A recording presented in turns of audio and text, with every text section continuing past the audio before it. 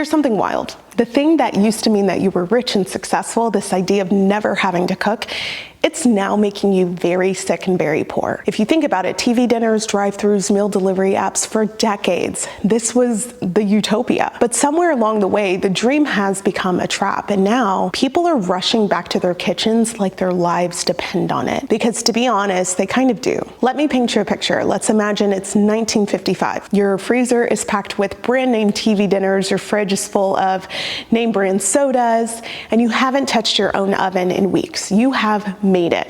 Cooking from scratch, that is what your grandma had to do because she didn't have a choice, but not you. You're modern.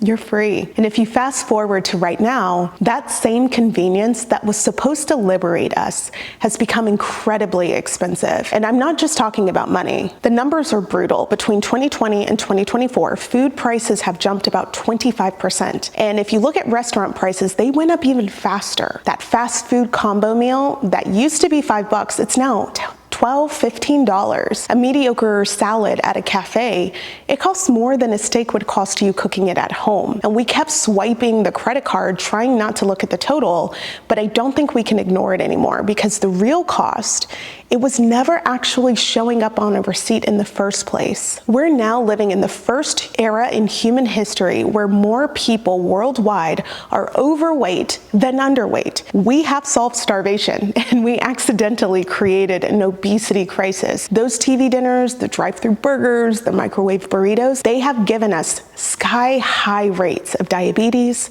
heart disease, and a whole catalog of health problems.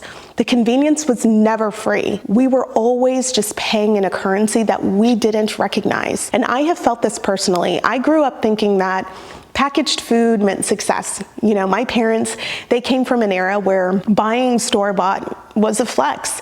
And when I grew up and started earning money, I ate out constantly, anything to avoid cooking because I was busy and it felt great. And then one day when I was broke, I looked at what I was spending my money on and I realized that I was spending more on takeout and fast food than I can ever publicly admit. I was tired, I was heavier than I wanted to be, and I was weirdly disconnected from what I was eating every single day. People are cutting back on restaurants not because they want to, but because they have to. The CEO of Campbell's Soup recently said that Americans are eating at home more than ever, even compared to the 2020 lockdowns. And in the UK, the head of Tesco reported a massive spike in people buying fresh ingredients to cook from scratch. The cost of living squeeze is very real, and it is forcing us back into our kitchens. The thing is, this might actually be the best thing that has happened to us in decades. The average home-cooked meal in the US, it costs about maybe $4 per servings, and the average restaurant, if you're really lucky, maybe $20. That is 5 times more expensive.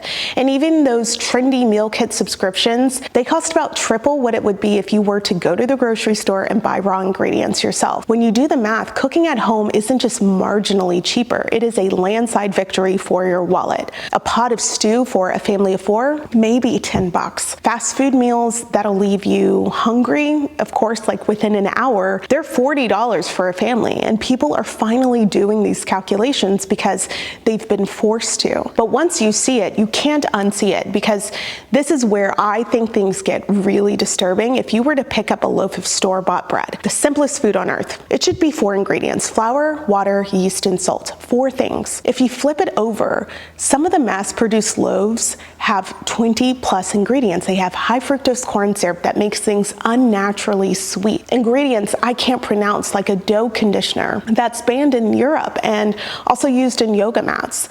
And you take calcium propionate, artificial flavors, preservatives on top of preservatives to keep the bread looking fresh for weeks. And even some whole grain breads, they have more sugar per slice than a cookie. And it's not just bread. If you take pasta sauce just in a jar, 3 different forms of sugar. The boxed mac and cheese powder, it is a cocktail of artificial dyes that no human would stock in their pantry. We outsourced our cooking to big companies, and we accidentally let them fill our food with industrial additives. The trade-off for convenience was transparency. We don't actually know what we're eating anymore. We just trust that it's fine because it's on a grocery store shelf. But I'm so glad that that trust is actually breaking down. I want you to consider coming back to cooking. It shouldn't be seen as regressive.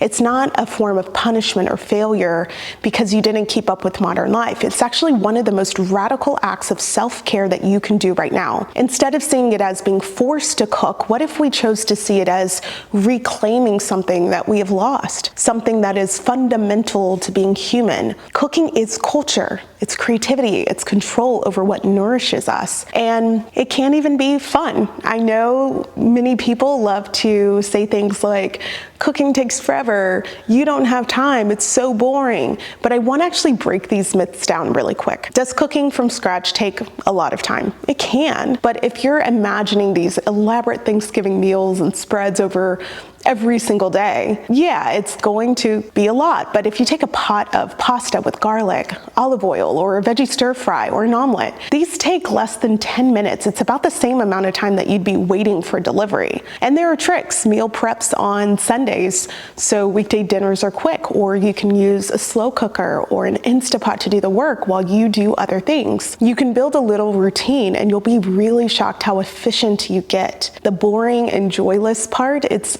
just not true. Cooking can be very social, especially if you make dinner with your partner or kids, or you find your people online. There's a whole renaissance of home cooking knowledge on YouTube and TikTok. I make content in this area, and nothing beats the feeling of when you pull out a fresh loaf of bread from the oven and you realize, oh my God, I made this. It smells so good.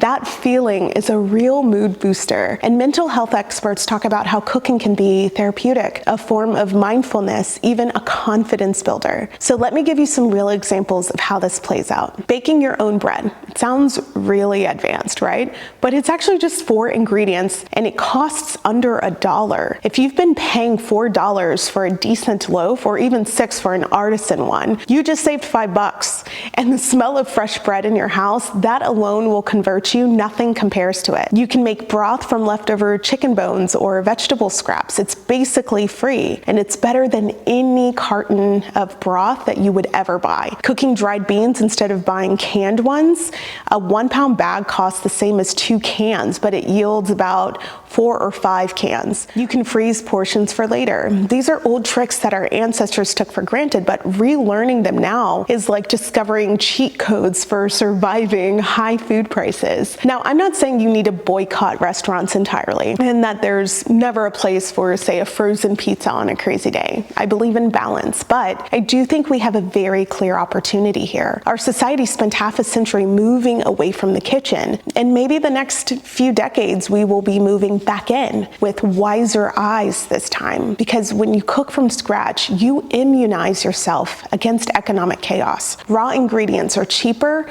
and you can adapt to what's on sale. You can take back control of your health. You decide how much salt, sugar, fat goes into your food. And over time, those really small choices, they build up to massive health differences. Plus, there's a sense of security in knowing that you can do this. You're never at the mercy of whatever's available in the drive-thru or grocery freezer aisle. So here's my challenge to you. This week, I want you to cook one thing that you would normally buy from the store ready-made. It could be a roast. It could be spaghetti with sauce that you made from tomatoes and herbs.